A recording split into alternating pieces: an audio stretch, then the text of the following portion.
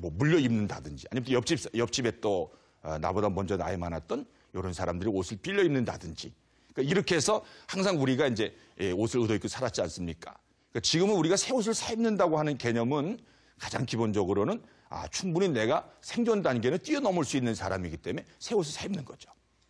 자, 그러면 새 옷을 사 입었을 때 새 옷을 사 입고 집에 가만히 있습니까? 아니면 어디 나가야 되겠습니까? 어디 나가겠죠. 누구한테 갑니까? 아는 사람한테 갑니까? 모르는 사람한테 갑니까? 대부분 아는 사람한테 갈 겁니다. 그러면 아는 사람을 찾아갔을 때 내가 새 옷을 입고 찾아갔을 때 그 속에 어떤 목적이 있을까요? 무엇 때문에 새 옷을 사 입고 아는 사람을 찾아갈까? 바로 자랑하고 싶어서죠. 그래서 관계 속에 숨어 있는 하나의 기본적인 큰 욕구가 바로 자랑하고 싶어서. 그러면 이 자랑을 한 뒤에 우리가 어떤 결과가 오느냐? 자랑을 함으로 얻어지는 것이 바로 인정을 받는 거죠. 또 부러움을 산다든지 또 칭찬을 받는다든지 뭐 위로를 받는다든지 그러니까 이런 숨어있는 또 다른 욕구가 있기 때문에 우리가 이제 이런 관계 형성을 하는 데 있어서도 아마 이것을 만족시켜야 관계 형성이 충분히 충족될 수가 있겠습니다. 그래서 이렇게 이런 것들을 안 해주면 사람들이 어떻게 되죠? 그렇기 때문에 항상 이렇게 어딘가에 가서 누군가로부터 이런 인정을 받으려고 사람은 목이 매게 마련입니다. 그래서 특별히 이것을 가장 많이 해줘야 될 때가 가장 기본적인 공동체가 가정과 직장이라고 하는 것입니다. 직장인들은 가정보다 더 많은 시간을 이렇게 직장이라는 한 곳에서 생활하기 때문에 서로 상사와 부하 간에 또 동료들 간에도 서로 이렇게 인정해주고 또 작은 일에도 격려해주고 또 조그만 일에도 서로 칭찬해주는 아마 이런 문화가 기본적으로 이렇게 만들어지면은 아마 굉장히 행복한 직장 생활을 할 수가 있습니다. 그러나 대부분의 많은 사람들이 직장 생활 스트레스를 많이 받는 이유는 다른 것보다도 아마 이런 인정과 칭찬이라고 하는 가장 기본적인 인간의 욕구, 관계에 대한 욕구가 해결이 안 되기 때문에 항상 많은 스트레스를 만들고 또 이걸 처리하느라고 또 더 많은 마이너스 에너지를 쓰는 이런 경우들이 상당히 많이 있겠죠.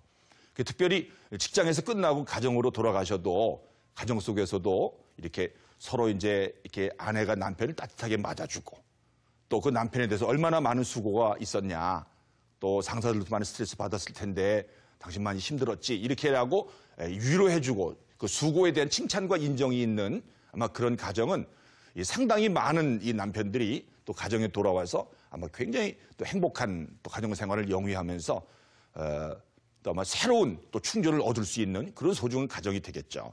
그러나 반대로 집에를 들어갔는데 그곳에서 이렇게 뭐 칭찬도 없고 격려도 없고 또 부인은 뭐라고 자꾸 이렇게 왜 늦게 왔느냐 뭐 뭘 하다가 왔느냐 핀잔하고 또 왜 이렇게 뭐 승진이 안 되느냐 또 왜 뭐 이렇게 연봉이 당신은 올라가지 않느냐 이런 많은 부분에 대한 스트레스를 받을 때 얼마나 참 이 가정이라는 것이 힘들겠어요. 직장 생활도 힘든데 또 거꾸로 보면 또 부인들도 마찬가지죠. 남편들도 또 집에 갔을 때 또 같이 또 맞벌이하는 이런 부부들도 많지 않습니까? 또 육아라든지 살림이라든지 여성들이 하는 그런 일에 대해서도 남편들을 칭찬해주고 또 격려해주고 위로해주면 아마 이 가장 기본적인 가정이라는 공동체에서부터 우리가 이런 인정을 받기 때문에 타인에 대한 인정이 목마름이 없어지고 스스로 충분히 자기가 세상을 행복하게 살아갈 수 있는 아마 기본적인 힘을 만들게 될 겁니다. 그래서 우리가 지극히 작은 것 같지만 아마 우리들의 삶에 있어서 직장에서도 또 가정에서도 서로 지극히 작은 일 속에서도 아마 인정해주고 칭찬해주고 격려해주는 아마 이런 습관을 만들면 어떨까 한번 생각해 봅니다. 그래서 하나의 좀 과제를 드린다면 이 방송을 보시는 분들이 하나 좀 해보시면 좋으실 것 같으세요. 만약에 우리가 다른 사람들이 나를 인정 안 해줄 때 어떻게 해야 되냐는 거죠. 새 차를 사고 이렇게 갔는데 아무도 나를 새 차 샀다 뭐 이렇게 별로 인정해 주지도 않고 또 어떻게 여자분들은 머리 패션을 바꿨는데 또 서로 이렇게 큰 관심 없이 뭐가 어떻게 바뀌었는지도 모르고 이러기 때문에 자꾸 사람들이 마음이 뜨고 다른 곳을 향해서 자꾸 마음에 이렇게 많은 그 에너지들을 쓰게 되어 있지 않습니까?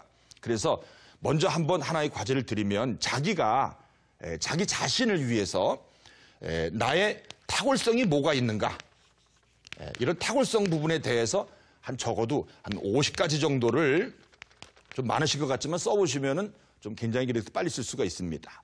여러 가지 차원에서 한번 찾아보시는데 특별히 3가지 영역에서 좀 찾아보는 게 좋을 것 같습니다. 첫 번째는 자기의 행위 부분에서 좀 장점을 찾아보시고, 그다음에 두 번째는 자기의 가지고 있는 소유 부분에서 자기의 장점을 찾아보시고, 또 세 번째는 자기의 그 존재라고 하는 부분이 있지 않습니까?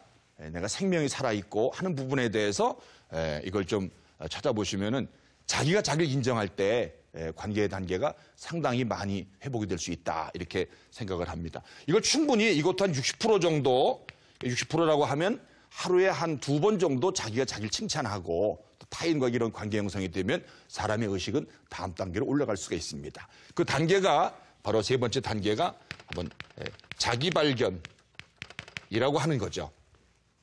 그러니까 타인에 대한 목마름이 사라지면 사람은 비로소 내가 드러나게 되어 있습니다. 나는 누군가, 나는 왜 이 직장에 왔고, 또 어떤 삶을 살아야 되고, 또 내가 또 이 세상을 살면서 후회하지 않으려면 어떤 삶을 살아야 할 것이냐 하는 이런 그 자기 발견에 대한 것이 비로소 만들어지게 되죠. 이것이 보편적으로 여성들 경우가 한 40세, 남자가 한 50세 정도 됐을 때 이런 게 윤곽이 드러나기 시작을 합니다. 또 지혜로운 분들은 상당히 더 빠른 이 삶을 살 수가 있지만, 이렇게 될 때 비로소 내가 이제 무엇을 해야 될 건지, 남에게 대한 목마름이 없고 이런 게 드러나니까 그때부터 비로소 만들어져